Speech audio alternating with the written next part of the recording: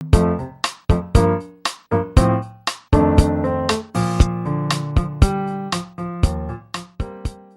y'all, I'm the Geek Apprentice, and today I am discussing 5 things Animal Crossing New Horizons got wrong. If you enjoy this video, consider giving it a thumbs up, joining the Geekdom by subscribing, and commenting below some features you kind of hope get a little bit of a change in the next installment. When it comes to new installments within a beloved series, game developers are bound to get something wrong, or multiple things wrong. They might have these ideas that they think are super cool, or changes they want to make that are super refreshing that the players go, try again. Game developers are not perfect, and what might seem like a cool idea to them in practice just does not translate to their players. And Animal Crossing is of course no exception. In fact, New Horizons seemed to get a ton of backlash for taking things away, not putting things in right away, or just quality of life features that were sorely lacking that should have been obvious, or at least were obvious to us, the players. Now, I personally believe New Horizons has far more good than bad, but the bad does seem to stick out more with this game than in previous installments, and that might be because this was one of the biggest overhaul changes to the Animal Crossing series. But thankfully, that doesn't deter my enjoyment of the game.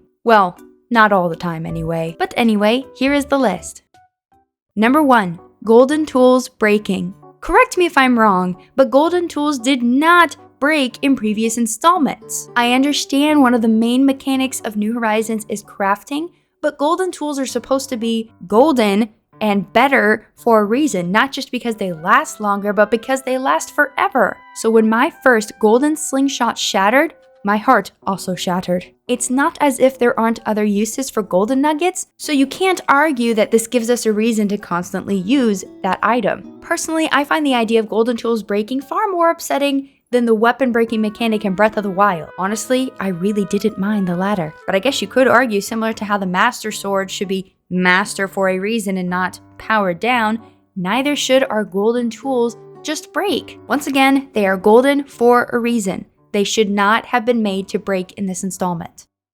Number 2 is the puny Nook's Cranny. There aren't many ways you level up in an Animal Crossing game, but one of them is leveling up Nook's Cranny. The more you shop and spend at the little Tanuki store, the more money they raise to be able to expand. So I was a bit surprised when, after months of pouring money into the Nook's Cranny of New Horizons, it still was just this tiny little store. What did we get? One upgrade? That's ridiculous. Look, I understand the theming of deserted island, but we developed the island into something big and beautiful. There really is no need to keep it as small as it is. Not to mention, our selection of things to buy is super small. Again, I understand that we craft, but that still to me does not take away the need to be able to view more items in one day. Heck, even the Able Sisters has far more that you can look at in a day. Maybe it's just me and I prefer those city folk vibes. As in the Animal Crossing game, not real life. I am not a city girl, I am a suburban girl. But even suburban life would be better. We started off as a deserted island, but we built our way up. On that note, it could have given us a reason to have Gracie Grace back, or Shampoodle. Don't get me wrong, I kind of like that they paired Harriet up with Harvey, but as I've mentioned before, they didn't use her as well as they could have, and bringing back Shampoodle or Gracie Grace could have helped in that respect. Or even if Gracie Grace wasn't there all the time because she's a little too bougie for the deserted island feel, I get it, she could have been there sometimes, and that could have been the spot that those vendors go to whenever it's their turn to come to the island. So in the next Animal Crossing, can we please be able to upgrade our Nook's Cranny all the way up like we used to in old installments? That would be lovely. Number 3, tree wood. I am not the first to remark on how it's odd that every tree gives every type of wood. It makes mining for a certain type of wood to craft with incredibly tedious. It would have made far more sense if certain trees gave off certain wood, such as palm trees always giving us softwood. Now, I understand if someone has a certain theme for their island and they only have 1 or 2 types of trees, then they would be limited in the type of wood they can get. But I honestly don't see this as that big of an issue. Usually it's regular wood I'm trying to find, and I will have to go to every single tree and I'll get maybe one, if that, at a time, rather than being able to go to my fruit trees, let's say, hit it 3 times with a flimsy axe and get 3 pieces of wood. Once again, I am not the first to comment on this, and I probably won't be the last. Number 4, inadequate flexibility of partition walls. I love Happy Home Paradise. The moment they were announcing DLC and I heard that Happy Home Designer theme, I was beyond excited. I love the freedom of being able to just create whatever homes I want without a specific budget or without having to have certain items. They're all right there at my fingertips. Not to mention it added some cool devices that we could use in our own homes and our villagers' homes. But one thing they very much got wrong is partition walls. Now, the idea of partition walls themselves, great. I love them. But we can't put a unique wallpaper on them, nor can we hang stuff on them. These are big, sturdy walls that attach ceiling to floor. I don't see why they're not strong enough to handle hanging things on them. It's one of those many little things in the game that seems like a pretty obvious oversight.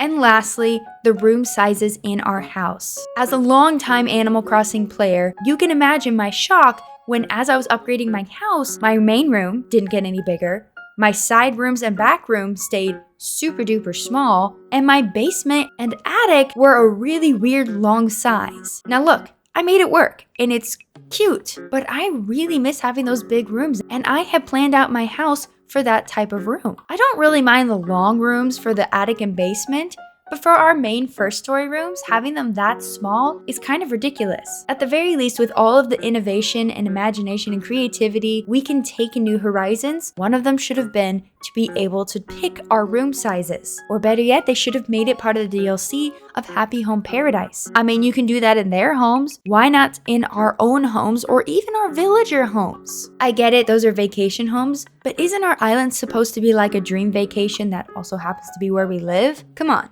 we needed that flexibility. So hopefully in the next game, with all of the innovation they put forth in New Horizons, they give us the ability to choose our room size for our homes.